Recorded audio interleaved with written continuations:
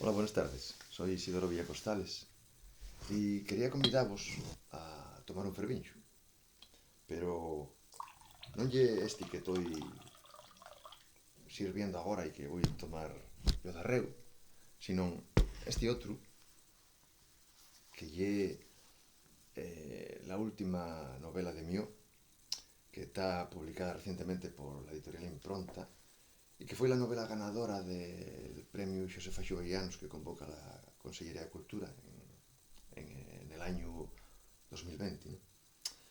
Bueno, y animos a leela porque, bueno, é unha historia que para mí que é interesante, unha historia fonda e prestosa, onde se cuenten les desavenencias e engarradielles entre os membros de unha familia asturiana del mundo rural en una casería tradicional a lo posterior del siglo XX.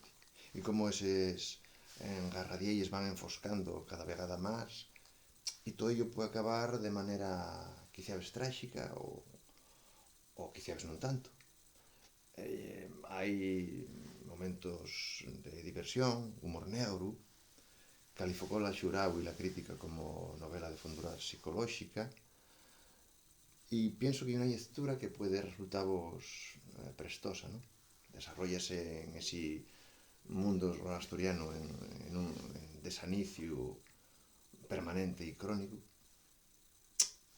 e aí la tenéis pelas librerías de Asturias por si vos prulle mercala e hiela este fervincho. Yo, mentres tanto, voy a seguir tomando este outro, más suave, por cierto.